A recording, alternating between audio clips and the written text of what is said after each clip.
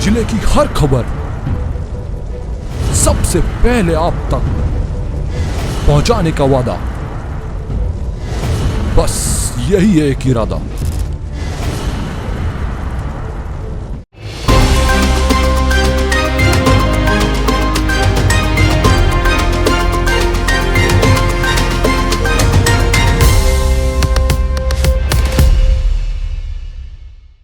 नमस्कार, आप देख रहे हैं पद न्यूज 24/7। चलिए न्यूज बुलेटिन की शुरुआत करते हैं हेडलाइन से।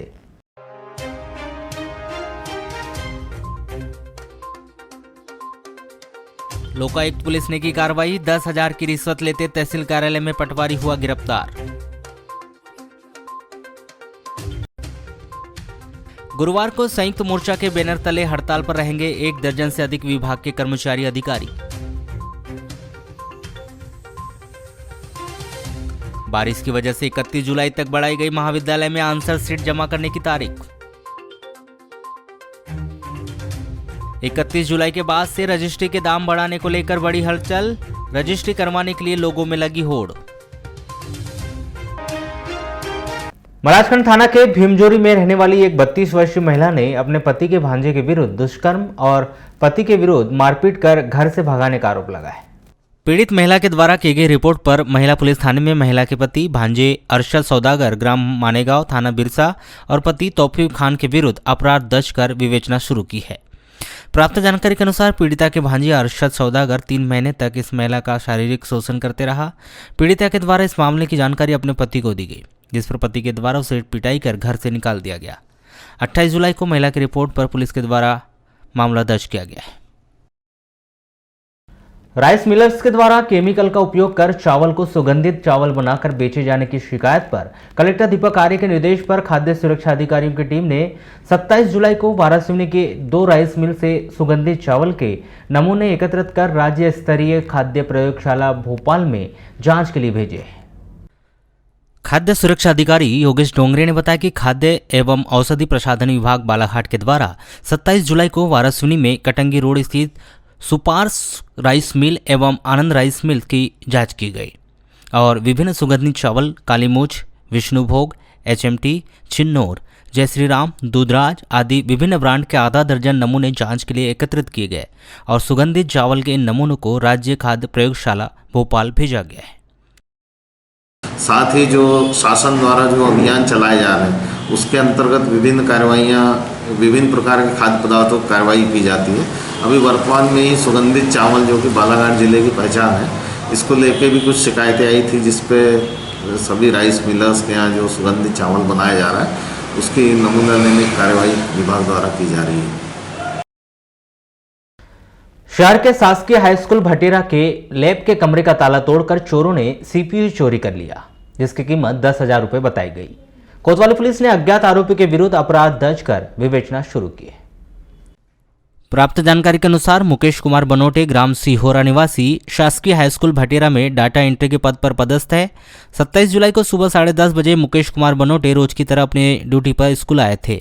देखा तो लैब कैमरे के दरवाजे का ताला टूटा हुआ था। मुकेश कुमार ने प्राचार्य मनोज जैन के आने पर उसके साथ कमरे के अंदर जाकर देखा।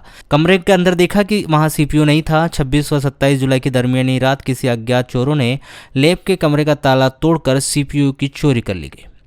कोतवाली पुलिस ने मुकेश कुमार बनोटे के द्वारा की गई रिपोर्ट पर अज्ञात आरोपी के विरुद्ध धारा 457, 380 भारतीय दंड विधान के तहत अपराध दर्ज कर विवेचना शुरू की है।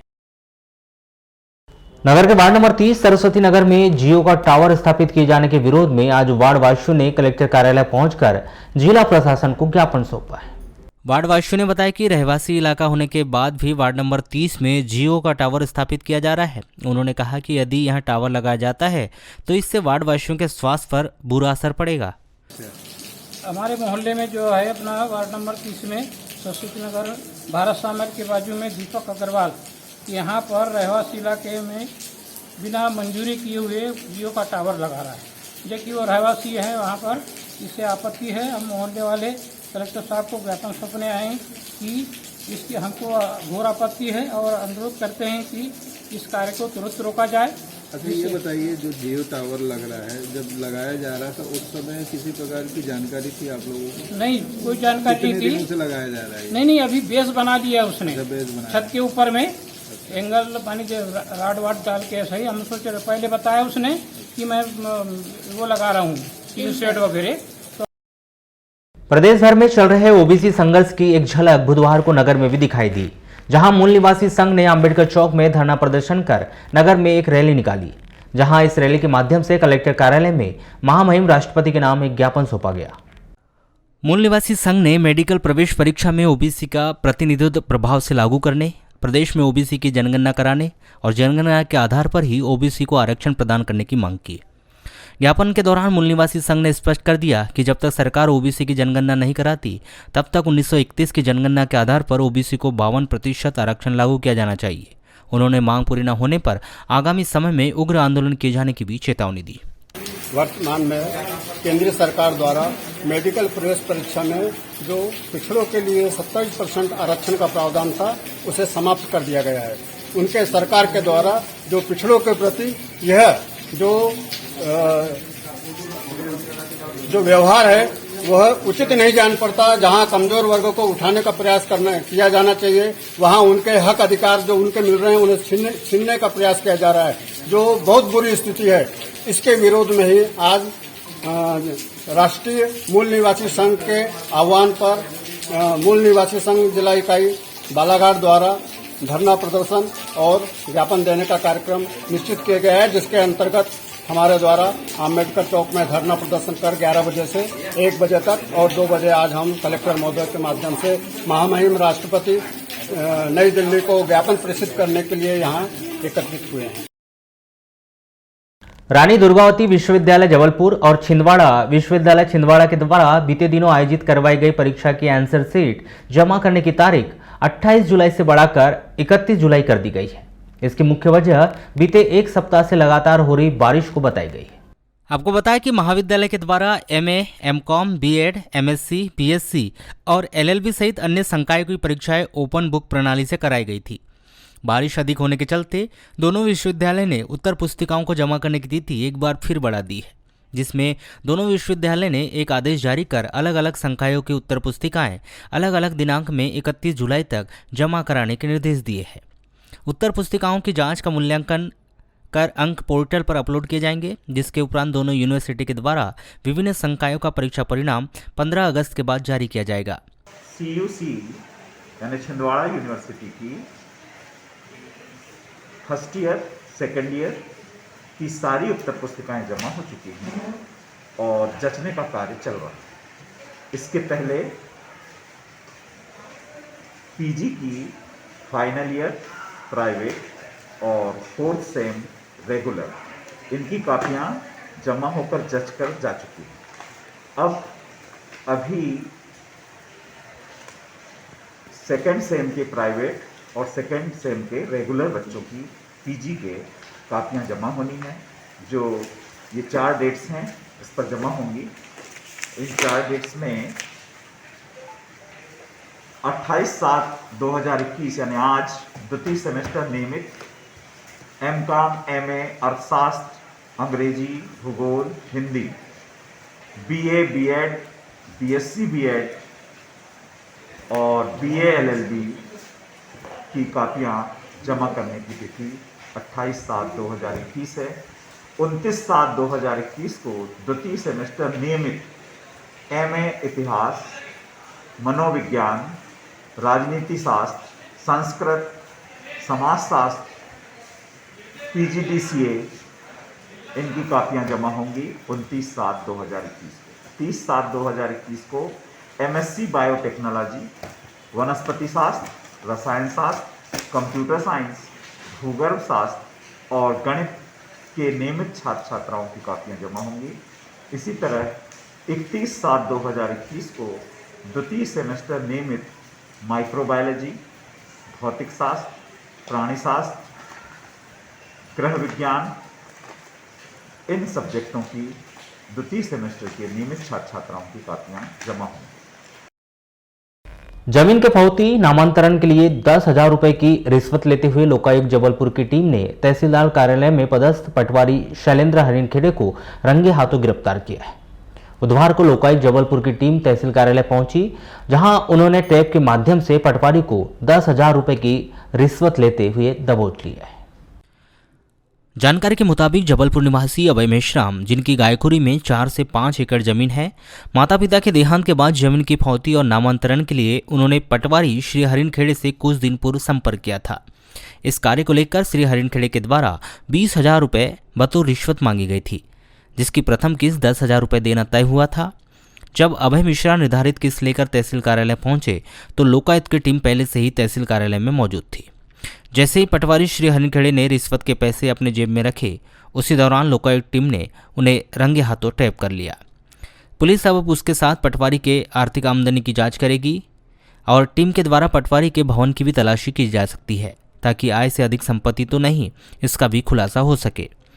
लोकायुक्त निरीक्षक स्वप्निल दास ने बताया कि उन्हें शिकायत प्राप्त हुई थी कि पटवारी जमीन के नामांतरण को लेकर 20,000 रुपये की रिश्वत मांग रहा है। 7 सदस्यीय टीम बनाकर आज पटवारी को 10,000 रुपये की रिश्वत लेते हुए रंगे हाथों गिरफ्तार किया गया है। आय से अधिक संपत्ति की जांच की जा रही है।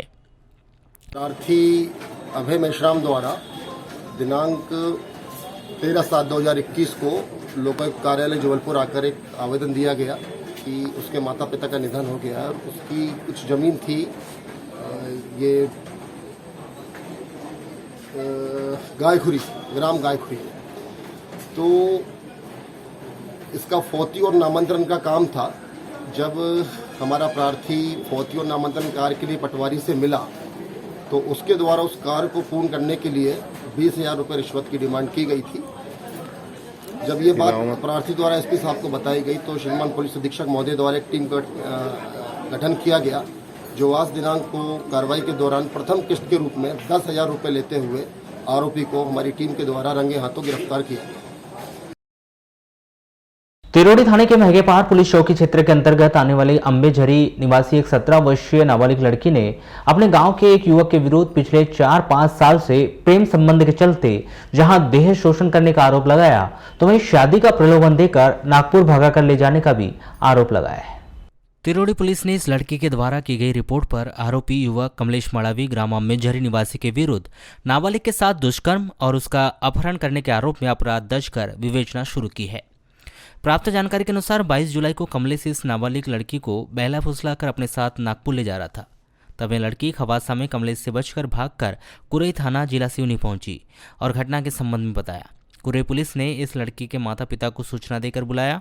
लड़की के माता पिता के कुरई थाना पहुंचने पर इस लड़की ने कुरई थाने में कमलेश मरावी के विरुद्ध शादी का प्रलोभन देकर शारीरिक संबंध बनाने और उसे भगाकर ले जाने का आरोप में रिपोर्ट दर्ज की। मध्य प्रदेश पंचायत एवं ग्रामीण विकास विभाग संयुक्त मोर्चा ब्लॉक इकाई जनपद पंचायत खैरलांजी जिला बालाघाट के अनिश्चितकालीन कलम कार्यालय बंद हड़ताल भारी बरसात में भी 7वें दिन शुरू रही। पंचायत समन्वयक अधिकारी कर्मचारी संगठन ने हड़ताल के साथ छोड़ दिया है, जिससे मध्य प्रदेश के कर्मचारी एवं अधिकारियों के द्वारा विभिन्न मांगों को लेकर विगत दिनों प्रदेश के मुख्यमंत्री एवं राज्यपाल के नाम ज्ञापन सौंपकर पंचायत के सचिव, ग्राम रोजगार सहायक एवं खैरलांजी जनपद पंचायत के अधिकारी कर्मचारी अनिश्चितकालीन कलम बंद हड़ताल पर है। संदेश यही है कि जो चले गए उनका हमें कोई अफसोस नहीं है कि 17 संगठनों का जो मोर्चा है प्रदेश स्तर से आह्वान हुआ है वो यथावत बना हुआ है। 1-2 पदाधिकारियों के जाने से कोई मोर्चा समाप्त नहीं होता। तो और क्या रणनीति भविष्य में? हमारी रणनीति है कि जो हमारी मांगे है पंचायत एवं ग्रामीण विकास विभाग अधिकारी कर्मचारी संयुक्त संघर्ष मोर्चा की, पंचायत के हमारे रोजगार सहायक साथी, सचिव साथी, जिला जनपद पंचायत के समस्त अधिकारी कर्मचारी, चाहे वो नियमित हो चाहे संविदा पर हो, तो संविदा अधिकारी कर्मचारियों को सरकार नियमित करे एवं जो नियमित अधिकारी कर्मचारी है उसकी वेतन विसंगति, क्रमोन्नति, पदोन्नति और पेंशन लागू करे। यदि सरकार हमारी मांगों का समुचित और समयावधि में निराकरण नहीं करती है तो यह हमारा मोर्चा भोपाल से लेकर दिल्ली तक रन करने के लिए तैयार रहेगा। आंदोलन के पहले आप लोगों ने कैसा बैहर तहसील मुख्यालय से 4 किलोमीटर दूर बैहर बालाघाट मार्ग पर स्थित मोहबट्टा गांव में संचालित हो रही शासकीय बैहर ITI पहुंच मार्ग इन दिनों इतना अधिक खराब हो चुका है कि उस पर पैदल चलना और गाड़ी चलाना दोनों ही मुश्किल हो गया है, जिस कारण ITI के स्टाफ और छात्रों को परेशानी हो रही है। आपको बता दें कि बैहर बालाघाट मुख्य मार्ग पर स्थित मोहबट्टा गांव से लगभग आधा किलोमीटर दूर बैहर शासकीय ITI संचालित हो रही है। 2 वर्ष पूर्व प्रधानमंत्री सड़क रोजगार योजना के अंतर्गत बैहर बालाघाट मुख्य मार्ग से वाया बैहर ITI होते हुए कटंगी गांव तक सड़क निर्माण कार्य स्वीकृत हुआ, जिसके लिए विभाग के द्वारा सड़क पर मिट्टी मुरुम तो बिछा दी गई, लेकिन समय रहते इसका निर्माण कार्य पूरा नहीं किया गया। नतीजा बारिश के दिनों में इस मिट्टी मुरुम पर चलना मुश्किल हो गया है, जिससे सबसे अधिक परेशानी बैहर ITI के स्टाफ और छात्रों को हो रही है। वर्तमान समय में मुख्य मार्ग से ITI तक पहुंचना बहुत ही अधिक मुश्किल हो गया है। जब सड़क निर्माण के विषय में हमने जानकारी एकत्रित की तो पता चला कि मुख्य मार्ग से बैहर ITI के मध्य 11 kV का एक पोल गुजरता है, जिसे वर्ष पूर्व WBM सड़क तो बन गई थी, लेकिन अब डामर वाली सड़क बनाने में दर्जनों परेशानी आ रही है, जिस कारण लगभग 6 महीने से इस सड़क का निर्माण कार्य बंद है। नतीजा बारिश के दिनों में अब ITI का स्टाफ और छात्र परेशान हो रहे हैं और कहीं भी उनकी सुनवाई नहीं हो रही। बीते दिनों बैहर ITI के प्राचार्य ने बाकायदा प्रधानमंत्री सड़क रोजगार योजना के महाप्रबंधक को पत्राचार कर इस बात की सूचना दी थी, लेकिन अब तक इसका निराकरण नहीं किया गया। वर्तमान समय में ITI में 9 ट्रेड संचालित है, जिनमें नए सत्र के लिए एडमिशन शुरू हो चुके हैं। 240 सीटों के लिए 1000 से अधिक छात्र फार्म जमा करके ITI पहुंचेंगे। ऐसे में बड़ी परेशानी यह है कि मुख्य सड़क से ITI तक का सफर कैसे तय होगा। मध्य प्रदेश शासन के द्वारा आम जनता की सेहत को ध्यान में रखते हुए समय समय पर कई अभियान चलाए जाते हैं, जिससे मिलावटी और अमानक खाद्य सामग्री पर कार्रवाई की जाती है। जिले के भीतर खाद्य सुरक्षा विभाग में कर्मचारी अधिकारियों की कमी की वजह से खाद्य सुरक्षा विभाग के द्वारा नियमित कार्रवाई नहीं की जाती, जिससे जिले वासियों की सेहत के बीच स्टाफ की कमी आड़े आ रही है। खाद्य सुरक्षा अधिकारी योगेश डोंगरे ने बताया कि जिले के भीतर 5 खाद्य सुरक्षा अधिकारियों के पद स्वीकृत है, उसके विपरीत 4 खाद्य सुरक्षा अधिकारी कार्यरत है। इससे बड़ी परेशानी कार्यालय के स्टाफ की है। कार्यालय में एकमात्र पियून कार्यरत है, उसके अलावा और भी कोई भी कर्मचारी नहीं है, जिस कारण रोजाना वरिष्ठ स्तर से आने वाले पत्रों का जवाब देना सहित अन्य कार्य खाद्य सुरक्षा अधिकारी को ही करने पड़ते हैं, जिस कारण नियमित और सतत कार्रवाई करने में परेशानी होती है। देखिए, यहाँ बालाघाट में 4 खाद्य सुरक्षा अधिकारी पदस्थ हैं और हमारे यहाँ जो ऑफिस में है 1 प्यून है। बेसिकली जो कंप्यूटर ऑपरेटर है और ऑफिस वर्क के लिए जो क्लेरिकल स्टाफ है, इसकी बहुत ज़्यादा कमी है। इस वजह से जो फील्ड का जो अमला है, जिन्हें फील्ड में जाके कार्रवाई करना होता है, तो उन्हें ही ऑफिस का काम देखना पड़ता है। ऐसी स्थिति में दोनों काम प्रभावित होते हैं। तो कह सकते हैं कि पूरी तरह जो फील्ड पे जो कंट्रोल होना चाहिए, उसमें कहीं ना कहीं कुछ कमी आ जाती है। देखिए, यहाँ पर जो पद है 4 खाद्य सुरक्षा अधिकारी, वो तो पर्याप्त है, लेकिन जो बेसिकली जो ऑफिस स्टाफ है उसकी कमी, उससे जो ऑफिशियल काम है, जानकारी वगैरह, इसमें बहुत परेशानी होती है।